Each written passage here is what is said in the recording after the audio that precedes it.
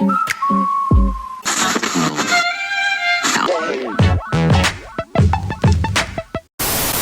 everyone, and welcome to Lazy Lion. For those of you who've been following our channel, you'll know that so far we haven't covered any anime from the last decade. But as it's the end of the year, we're going to be doing something a little bit different. That's right, as you may have guessed from the title, we'll be covering some of our favorite anime of 2020. And man, was there a lot of anime to go through this year. So, to make this simpler, we'll only be covering anime series that debuted in 2020. Meaning no sequels, and for the purpose of this video, no movies either. So, here are the top 10 anime series we enjoyed the most this year. Let's get right into it. Starting off the list at number 10 is the sci-fi series Deca-Dence by Studio Nut. Deca-Dence took us by surprise this year by having one of the most intriguing plot twists. In the future, the levels of pollution have reached such drastic levels that most of the human population has gone extinct. To make matters worse, there are these new hostile alien life forms on Earth called Gadol.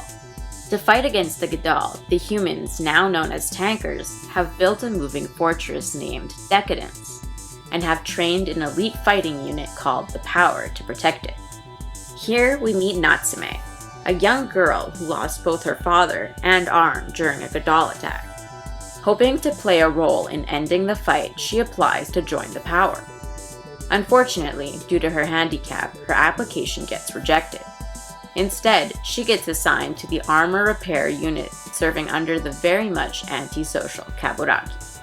As a rookie, her days are filled more with cleaning than actual repairing. And despite her best efforts, Kaburagi still largely ignores her attempts at camaraderie. But Natsume isn't one to just easily give up, especially after a surprise Gadol attack leaves a handful of armor repair personnel to get caught up in the skirmish. After witnessing that there's much more to Kaburagi than meets the eye, she becomes even more determined to become a member of the Power. Seeing her dauntless perseverance, Kaburagi begrudgingly offers to train her so that she can at least increase her chances of survival on the battlefield. But this is only the beginning of the story. Are the Gadol really that evil? Where do those robots come from? And just what other secrets is Kaburagi hiding? Coming in at number 9 is this year's coming-of-age anime by Studio Doga Kobo. Sing Yesterday for Me. A story that follows Rikuo Uozumi, a newly graduated university student who's working part-time at a convenience store. For the nonconformists out there, actually, scratch that. For most people out there, you'll be familiar with the pressure that comes along with the expectations society places on all of us, and the doubts that arise from questions like, what will people think of me if I decide to do things differently? This is a struggle Uozumi faces on the daily. He's tried finding a job in corporate life, but realized it wasn't for him. And now, he's sort of just stuck, not knowing how to move forward, and generally sticking to things that don't involve much commitment from him. Hence, working part-time. Something he knows will lead many to label him as a failure. We're more inclined to just label him as merely lost, and luckily the people around him also seem to feel that way, encouraging him to keep looking ahead, whether it be for work or for relationships. It soon becomes apparent that even those that seem to have it all together are also just trying to figure things out, and are just as plagued by doubts as our main protagonist, each just hoping that eventually they'll find the right footing to make it across this tightrope we all call life. Which was something we really appreciated with this series. Not only were there some truly beautifully animated moments, but minus the girl with a pet crow quirk, which we loved by the way, this story was filled with a pleasantly realistic group of characters, who all showed some real growth and the ability to self-reflect. Stealing the number 8 spot is Studio Wit's Great Pretender. We have to say it was nice to have a good comedic crime series this year. Right from the opening track, we immediately picked up some Cowboy Bebop meets James Bond meets Lupin III vibes, which is a pretty good indicator of the pacing for the show. The story follows a group of con artists led by a Frenchman named Laurent Terrier. To say they're criminals with hearts of gold is probably going a bit too far, but they do seem to follow a code of honor. A great way to get rich while still being able to sleep soundly at night. Now, Laurent, being the mastermind of the operations, is always on the lookout for new recruits to build up a talented and diverse crew of con artists to help him pull off the next big con. His latest addition is Makoto Edamura, known as the best con artist in Japan. Makoto never had any intention of becoming a criminal. Actually, quite the opposite. But certain circumstances find him excelling in a life he never wanted. His partnership with Laurent starts pretty much in the same manner. And we must say, for a master con artist, Makoto is surprisingly easily tricked, as he and the audience are constantly getting gaslit. The one thing you can be absolutely certain of in this series is that whatever you think is true is probably false, and vice versa. Seriously, just when you think you know what's going on, there's always someone there to pull the rug right up from under you. That someone usually being Laurent. Now, something we appreciated was the fact that due to the diversity of the crew and the fact that their cons happen all over the world, there's a wide range of languages spoken throughout the show. We'll admit, the English is a bit dodgy at times. But as English is neither Makoto nor Laurent's first language, we'll give them a pass. Laurent's French is pretty great though. Add some colorful visuals, an awesome soundtrack, great animation style, and some fascinating characters, and you're in for a good time. Fighting its way into the number 7 spot is The God of High School by Studio Mappa, which is an adaptation of the Korean webtoon comic by Yeonjae Park. The God of High School is just one of those good old-fashioned shonen anime with a battle royale type format. The story takes place in South Korea's capital, Seoul. Here we meet our 3 main protagonists: Jin Mori, a taekwondo practitioner, Yumira, the heir to the moonlight sword techniques, and Hande, a karate expert, who, along with a bunch of other high school students, have been invited to participate in a martial arts tournament called The God of High School. It seems that most participants have been recruited to enter the tournament by a group of commissioners who work for the suspicious organization hosting the tournament. Despite not knowing the organization's true motives, many are still eager to participate, given that the winner of the tournament can ask the organization to fulfill any wish they desire. Speaking of granting wishes, from the character design of our main protagonist, Jin Mori, it's no surprise to find out that the author was inspired by the Dragon Ball franchise, which gives you a good idea of what you're getting into. Now, does it feel a bit rushed given everything that happens and it only being 13 episodes? Yes. Does it feel a little hodgepodge, what with nanotechnology and secret organizations and supernatural-like fighting abilities and mythological gods? Yes. Is it at times absurdly ridiculous? 3 times, yes! Did we really care? Absolutely not. The God of High School is an extremely fun anime to watch and will be sure to draw you in, whether it be for the fight scenes or the comedy or even the friendship displayed between our 3 main protagonists. It was one that had our attention from start to finish. Appearing in the number 6 spot is Toilet Bound Hanako-kun by Studio Raruke. This one may look all cute on the surface with its vibrant color palette and art style, but there's some serious darkness lurking under that veneer. This is about urban legends after all. So, now why would our protagonist willingly go in search of one of those urban legends? Well, because Yashiro Nene has a problem. And that problem is that she's unsuccessful in love. Luckily for her though, she attends Kamome Academy, a school that is governed by the 7 mysteries. These 7 mysteries are made up of the school's most famous urban legends, which range from helpful to sinister supernatural beings. The more the students believe in these legends, the stronger they become, though sometimes becoming warped by the rumors the students spread. These mysteries are all kept in check by the most powerful of the mysteries, mystery number 7, Hanako-kun. This is the one Yashiro is hoping will help her. She's heard from her best friend that if you're able to summon Hanako from the 3rd floor girls' bathroom, she'll grant you a wish in exchange for something else. And with love on the line, our little daikon legs is willing to make a deal. Yashiro's wish is simple: make her senpai fall in love with her. But turns out that this Hanako is a bit different from the legends. First of all, she is actually a he, and instead of the signature red skirt, he's wearing a 1960s male school uniform. Also, did we mention he carries around a large kitchen knife? He's also pretty reluctant to let Yashiro pay such a high price for something he doesn't feel she genuinely wants.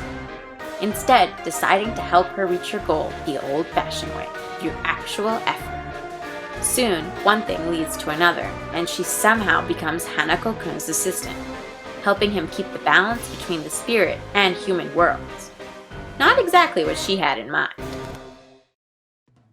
The next anime on our list, coming in 5th place, is the hilarious Slice of Life series by Studio Sunrise. Wave, listen to me. Our leading lady is Minare Koda, a bold and fast-talking curry restaurant worker who's going through a pretty bitter breakup.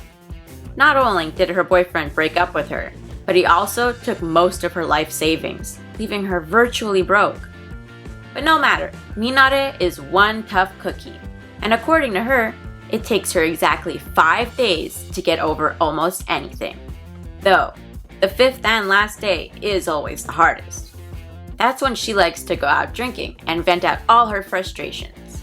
On that particular night, she finds a sympathetic ear in Mato-san. Once she wakes up the next morning, she's refreshed and ready to move on, though she hardly remembers much of what happened the night before. No matter, it's not like she'll ever run into them again anyway, or at least, that's what she thinks. Later during her shift at the restaurant, a shockingly familiar voice appears on the radio. It's hers, and she's full out ranting about her stupid ex and all the things that no good jerk did while they dated. Rushing to the radio station to put a stop to the broadcast, she runs into Mato-san again. Turns out, he's the chief director of the Moiwayama radio station, MRS for short, and he recorded their conversation last night thinking she had quite a knack for speaking on the radio. She's even more flabbergasted when he offers her a job.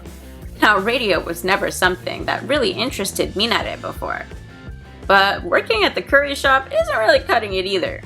So what does she have to lose? As she enters the world of radio, she and the audience get a good peek into what it takes to run a successful radio show, which was pretty interesting. And Minare turned out to be one of our favorite anime characters this year, with her ridiculous flair for the dramatics and her comedic musings. All this easily earned her the number 5 ranking. This is also probably one of the only animes on the list we'd actually like to watch the dub for. So Funimation, do your thing! The second anime from Studio Mappa to make the list is Jujutsu Kaisen. Now, if you're a fan of animes like Hunter x Hunter, Naruto, Bleach, and One Punch Man, then you're bound to like this anime as well, since the author was heavily inspired by all of these works. There are even multiple references to these other animes throughout the series, which is always a nice bonus. The story follows Itadori Yuji. To say he's not the typical high school student is no exaggeration. And even though he can easily become the ace of the track and field club, effortlessly beating records left and right, he insists on joining the occult research club instead. When asked why, he states that he just wants to take things easy and wanted a club that guaranteed he could leave by 5 p.m. The thing he doesn't mention is that the reason for this is so that he can visit his surly grandfather at the hospital. Before his grandfather passes, he tells him that he should use his strength to help and protect others, something that Itadori takes seriously when his fellow occult club members break the seal on a genuine cursed item. calling forth a mass number of evil spirits who want to possess this item in order to increase their own powers. Itadori, desperately wanting to save his friends, does the only thing he can think of at the moment, and swallows the cursed item himself. Now he shares his body with the extremely powerful and sinister being called Sukuna, whose only wish is to wreak havoc on the world. And the only thing stopping him is Itadori's willpower. It's no wonder that this fact worries a bunch of people, mainly a group of sorcerers whose job it is to exorcise curses. Itadori is soon enrolled in the Tokyo Metropolitan Magic Technical College so that he can better learn to control Sukuna. It's either that or face execution. To be a teenager. Oh, and can we just acknowledge how great the ending theme Lost in Paradise was? Don't get us wrong, there are some pretty great opening and ending themes this year, but this one was by far our favorite. Don't agree? Let us know in the comments which ones you fancied this year. Making a splash at the number 3 spot is the thrilling Japan Sinks 2020 by the studio Science Saru, an anime adaptation of the 1973 science fiction novel Japan Sinks by Sakyo Komatsu. Just what this year needed in apocalypse anime. We kid. Despite its somber tone, it's a really fascinating and beautiful anime that has great design, pacing, and movement. The story takes place soon after the 2020 Olympics in Tokyo, Japan, where we're introduced to 4 members of the Muto family, all going about their normal daily lives. The father, Koichiro, is installing a jumbo screen at the stadium with his construction team. The mother, Mari, is a passenger on a plane headed from the Philippines back to Tokyo. The eldest child, Ayumu, is practicing with her middle school track team, and the youngest child, Go, is at home playing video games. All seems peaceful until Japan gets suddenly hit by a massive earthquake. After the tremors stop, each one races home in hopes of reuniting with the rest of the family, only to find the house demolished. The father, not giving up hope, grabs their home illumination lights and sets them up at a temple situated on the top of a hill that's close by, hoping that the rest of his family will know to follow the lights. And it works. Soon each member slowly makes their way there, and they're reunited at last. But the earthquake was only the beginning of their troubles. Due to the earthquake, the Japanese archipelago has rapidly started to sink. So what now? Where can they go that they'll be safe? There aren't too many places to flee to. Japan is an island after all. Every episode will be sure to have you on the edge of your seat, wondering if the Muto family, along with some of their neighbors, will ever make it in the end. And with collapsing buildings, food shortages, rising sea levels, and people just naturally going mental, it won't be easy. Rising to the number 2 spot is Tower of God by Telecom Animation Film. This is the second Korean webtoon comic turned anime to find its way on the list, bringing with it a unique art style and world. The story follows Yoru, and yes, we saw the Japanese version, so we'll be referring to him by Yoru. The story follows Yoru, a boy of unknown origin, as he somehow enters the tower, a mysterious structure with multiple floors, all in an attempt to be reunited with his friend Rahel, which is highly irregular. The appeal of entering the tower is that whoever can reach the top floor shall have their wish granted. Rahel dreams of reaching the top floor in order to see the stars, which are not visible from the lower levels. Yoru hopes solely to meet Rahel again. Poor guy. But it's not as easy as just climbing a bunch of stairs. Each floor has a test which you must pass before being allowed to ascend to the next floor. What can we say? This one had us from the opening. Seriously, the second we saw this moment, we were like, yep, I know we're gonna enjoy this. And I can already see the comments now about how we should read the comic instead, because nothing gets explained in the anime, and so forth. But as someone who didn't read the comic, I still found it thoroughly entertaining and didn't feel particularly lost either. We're totally fine with not having all the answers yet, as long as everything gets revealed by the end. Anyway, This makes coming up with theories about the series that much more enjoyable. We didn't even have a problem with Yoru's lack of personality. As far as the kid remembers, he grew up in a void in total isolation, so we can't really blame him, now can we? Was the pacing a bit fast? Yeah, but with most anime this year that only banked around 13 episodes, it wasn't really that surprising. Was the whole thing still incredibly compelling? Absolutely, which is why it gets the number 2 spot on our list of top 10 favorite anime series of 2020. Now, if you're a fan of Ghibli movies, or actually, if you're just a fan of animation in general, then you definitely shouldn't skip out on the anime Keep Your Hands Off Eizouken. That's right, Studio Science Saru strikes again and claims the number 1 spot on the list, with the creative and whimsical tale of a group of friends who set out to create animation. First, we have Midori Akasuka, who's obsessed with drawing concept art and can usually be seen sketching unique settings based off the town she lives in.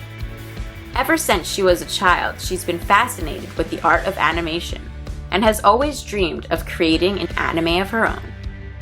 Next in the roster, we have Tsubame Mizusaki, an amateur model who is just as equally obsessed with anime as Akasuka is, and loves drawing character art, hoping to one day become an animator.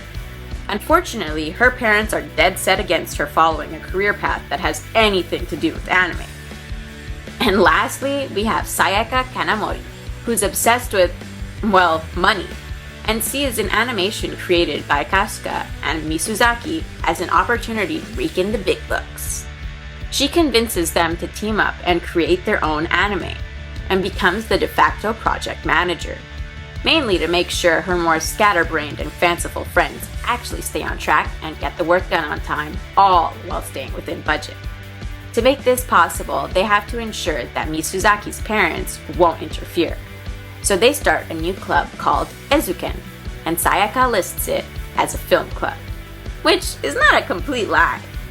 They immediately get to work on producing an animated short, and in the process have to learn all the ins and outs of creating animation, taking the audience along for the ride. This is a great way for fans of animation to get a behind-the-scenes look at how some of their favorite animes are created. And who knows, it might even inspire some of you to create one of your own. So get out there and watch some anime, create stuff, and get obsessed. So that's it. That's our top 10 favorite anime series of 2020. Did your favorites make the list? Or see any new anime you'd like to watch? Let us know in the comments below. We wish you all a happy new year. Here's hoping 2021 is a bit brighter. And if you enjoyed this video, make sure to click that like button to let us know. And you can also hit that subscribe button for more videos like this. Thanks for watching. Stay obsessed.